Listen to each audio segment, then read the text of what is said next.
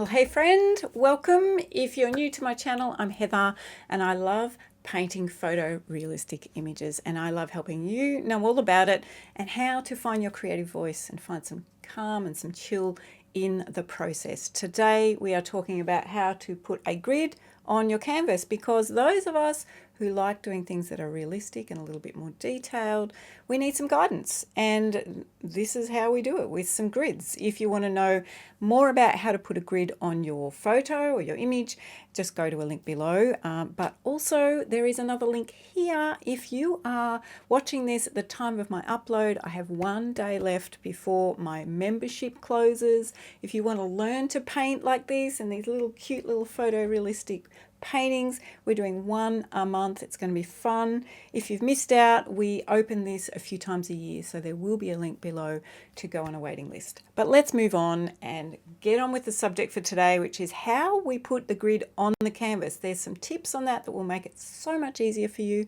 Let's get going.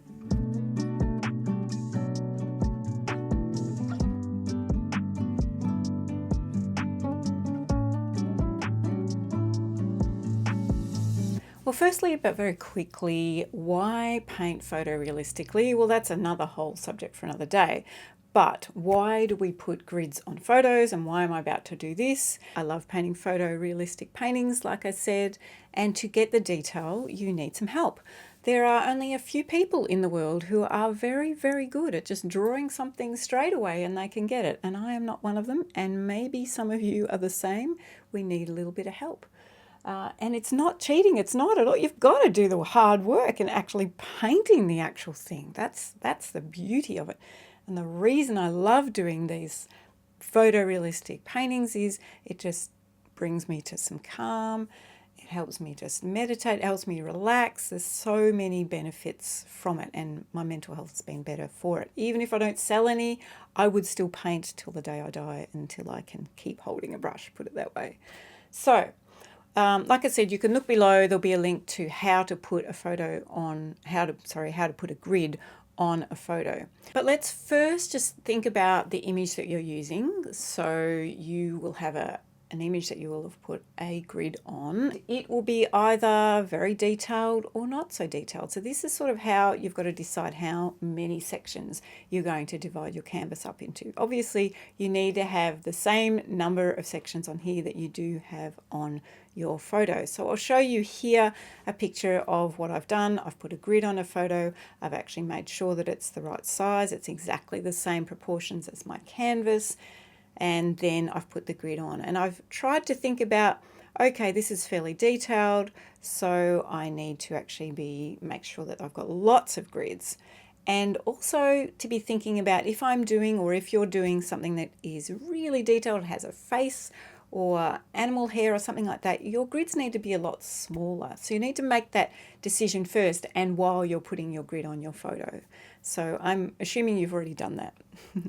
So now we've got to the point where we've got our image here, and we've got the grid on the photo, and now we're wanting to actually put the grid on our canvas. Okay, I hope that makes sense. You with me? All right, so I've got a couple of different sizes here, just a little square one, but I thought we might work on this piece here. Now this piece, I'm going to go in inches. It's just easy. Most canvases come in inch sizes. I don't know why. I'm from Australia. We often use centimetres.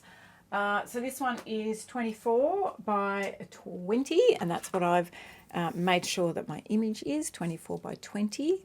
I know I keep saying this, but I know a few of you will be coming on and going, but how do I put a grid on to my photo? You can go to paintingwithheather.com/grids, and there'll be some instructions there, but there's also a link below. So we've got 24 by 20 here. Now, you do not need to try and work out, I want to have it all squares, so that therefore, and get in your calculator and try and work out, how do I make squares out of that 24 by 20 and blah, blah, blah. Don't even go there. This is so much easier. Okay, what we're going to do is, first of all, grab a pencil. Some people like using pastel pencils. I like using grey leads. I just like grey leads. I've got a B pencil here. Don't use a H or something that's harder, H hard. B or a HB is much better, easier to rub off later. what we're going to do is just halve the canvas. And why are we doing that? So I'll show you how to do it in a second, but I'm going to explain it. So you're going to halve the canvas and put a mark. Then you're going to halve that section and put a mark. And then you halve that section and put a mark. And that will just keep that beautifully even. And you'll do the same here and do the same here and same here. So I think my grid is 16 by 16. Yes, it totally is. All right, so we're going to divide this up to 16 sections. Easy. So what we're going to do is we'll grab this, 24. I don't have a ruler. If I had an actual ruler, I would have used that instead but they're all at my gallery, so not here. All right, so I've halved that and put a mark. Now I'm halving that, so it's 12. So now I'm going to go to 6, halving that. Half of 6 is 3. But sometimes the canvases are slightly out to what it says, so you just got to be careful with that. All right, so here 12, we're going to go 6, half of that is 3. All right, I'm going to do the same down here. So obviously this is much easier because it is 24 inch and my tape measure is 24. Sometimes you get really unusual sizes. That's when you want to really rely on that half thing. All right, so I've halved this. Now I'm going to go up here. I'm going to go, okay, that's 20. So half of that is 10, put a mark. Half of that is 5. Half of 5 is 2.5. That's 20. Half of the canvas is at 10. And then a half of that section is 15. Then a half of that is 2.5. So we'll just put a mark at the 2.5 marks. All right. 1, 2.5. All right. And we'll do that on that edge as well. Now I've only divided it up into 8 so far, 8 by 8. And I'll go ahead and do 16 in a moment. So I always make sure that I divide the square or divide the canvas up into multiples of 4. So it might be 4 squares like this one here, because it's tiny, it only needed 4 by 4. But that way you can easily just half, and then half again. Hopefully that makes sense. So you'll measure it, put a line halfway along your canvas, then halve that section and put a mark there, and then half the other section, put a mark, and that will keep it nice and even. All right. So this has 16 sections. So now I'm going to go across and actually rule that in. And I'm just going to do that really quickly because you don't want to watch me do it the whole lot. All right, so we've got now 16 sections by 16 by 16 by 16. Halved it again. When you have a canvas that's a lot bigger or really unusual size, half again, half again, half again. It just makes it so much easier to rule up, and then you don't end up making mistakes. So now, here's the funny thing for me is I haven't got a long ruler at home because most of the time I use really big canvases, but I found a straight edge. That's all you need now. All you need is a straight edge at this point. So I'm just going to rule them up, okay, real quick. And you don't want your lines to be too heavy. I'm going to do them fairly heavy just so you can actually see them. Now if I was painting this up, it's just rocks. So I'm not really fussy about it being perfect. No one is going to know if a rock is slightly a different shape, right? So, but if this was a face, if this was a portrait, I would be doing this a lot more carefully than just using a piece of board. Go and make sure I have my ruler and everything. Anyway, you get the idea, and then we would go this way as well.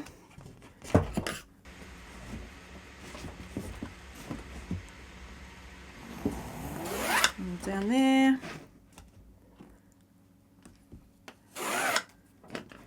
Like I said, I'm doing mine fairly heavily so that you can see it. But what I want you to do is to not go very heavy. I'm not going to do much more of that, just so you can see. You can see it there, just starting to show up. But you can see that now we've got some nice even sections, and it's exactly the same proportion as my gridded up photo. You want to make sure that when you draw up with your pencil or with a pastel pencil, it's up to you. The reason I don't use pastel pencils is because they're really hard to keep really sharp, and I like thin lines. They're a little bit harder to rub off if you're doing something really light, and you want to make sure you don't see that. So when you're ruling up, this is the reason, because you need to make it really light. Use a H or a HB pencil and make these lines as light as you can. So if I was doing this in real life, you probably almost wouldn't be able to see those. I only want to just be able to see them. Hope that makes sense. That is pretty much it, how we actually make this all work. Halving the canvas, putting a mark, ruling a line, and halving that section and ruling a line, and then halving that section and ruling a line, so that you're in multiples of 4, 8 or 16 or 32, which I did for my really big canvas. I needed a lot more spaces for that. You do not have to make them into squares exactly. It's a much easier way to rule it up. You could even grab a piece of string, put it here, halve the string, put a mark, halve the string, put a mark. Hope that made sense. It's really up to you. But if you are doing a portrait, like I said, you want to be a bit more particular about everything. And then you can come in, as you'll see here, I've actually come in and made even smaller grids.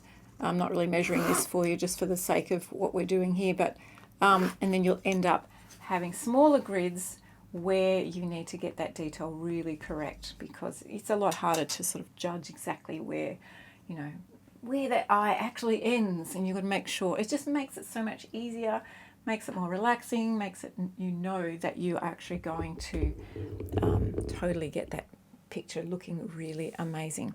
Well, I hope that's been helpful. If you've got any questions, please don't hesitate to email me. So 2 links I have below. One is to the membership, if you want to join the membership or be on my waiting list. The other one is if you want to know how to put a grid on your canvas before you get to this stage, go to paintingwithheather.com/grids. And there's some instructions there in how you can do that. Making sure that your image that you have put the canvas on is actually the same proportions as your canvas. That's really important. Otherwise it will look a little bit distorted. Hopefully that's made sense. It has changed my life. It's changed so many of my students' lives to make it so much easier. Not all of us can just draw, just straight off like that. And it just makes it so much easier to get in and really enjoy the painting side of it. And as you know, I love that as well. So until next time, I hope you can enjoy this process. If you want to know more, please ask questions below if you have any questions about this process. And until next time, keep creating whatever you like doing, and I'll see you next time.